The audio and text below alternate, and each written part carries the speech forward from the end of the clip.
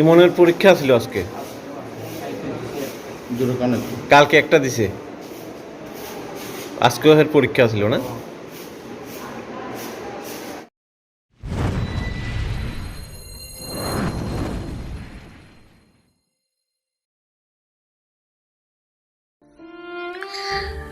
কাউকে কিছু না বলে না ফেরার দেশে চলে গেল ছোট্ট ইমন। শরীরে নেই কোনো কামড়ের ক্ষতচিহ্ন, হয়নি কোনো ময়না তদন্ত, অথচ সর্পদংশনের রহস্যজনক মৃত্যু হলো 11 বছর বয়সী নাবালক ইমনের। ঘটনাটি ঘটে শুক্রবার সকালে ভারতের উত্তর পূর্বাঞ্চলের ছোট্ট ত্রিপুরা রাজ্যের দক্ষিণ ত্রিপুরা বিলোনিয়া মহকুমার বড়পাথড়ি ওয়াংছড়া এলাকায়। ঘটনাটা সত্যি কেমন যেন বেমানান। সারা শরীরের কোনো জায়গাতে সর্পদংশনের নেই কোনো প্রকারের ক্ষতচিহ্ন, অথচ প্রাণ চলে গেল বড়পাথড়ি ওয়াংছড়ার বাসিন্দা পিতা রূপম ত্রিপুরার 11 বছর বয়সী নাবালক পুত্র ইমনের। তখন আনুমানিক রাত 3টে, গভীর ঘুমে আচ্ছন্ন ইমন হঠাৎ করে কোনো কিছুর কামড় অনুভব করতে পেরে সজোরে চিৎকার করে লাফ দিয়ে উঠে বিছানায়।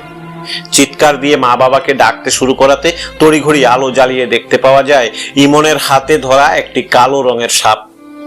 গালের এক পাশের একটি জায়গাতে সর্পদংশনের কথাও বলে ইমন। কিংকর্তব্য বিমূঢ় হয়ে নিজ এলাকার ওঝাবদ্যি ডেকে শুক্রবার কাক ভোরেই ঝাড়ফুঁক করা হয় ইমনকে। অবশেষে সকালবেলা ইমনের শারীরিক অবস্থা বেগতিক দেখে নিয়ে আসা হয় বড়পাথড়ি সোনাপুর প্রাথমিক হাসপাতালে। শরীরে কোনো প্রকার ক্ষত না থাকলেও সর্পদংশনের কথা শুনে ইমনের শরীরে বিষক্রিয়া প্রতিরোধের জন্য 2টো ইনজেকশন দেওয়া হয় বলে জানান ইমনের পিতা রূপম ত্রিপুরা।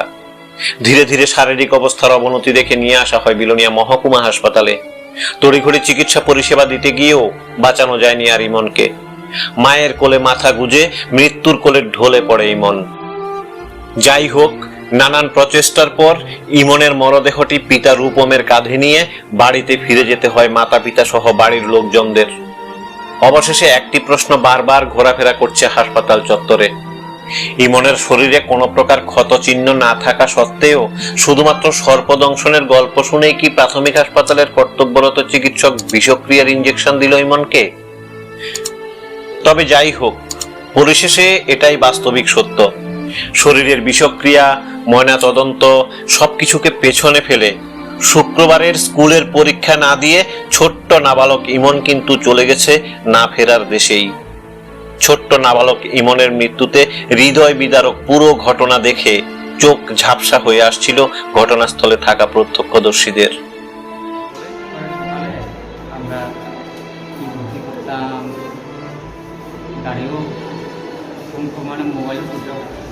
তো রাত্রেবেলাই সাপে কাটছিল, ঘুমাইতেছে তখন সন্ধ্যার সময়, 3টার সময়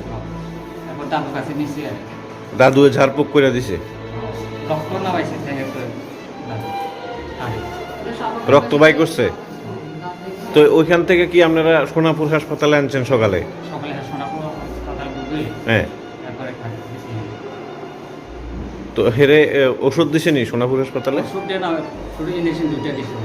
ইঞ্জেকশন 2টা দিছে, এরপরে বিলোনিয়া আনছেন। ইমনের পরীক্ষা ছিল আজকে,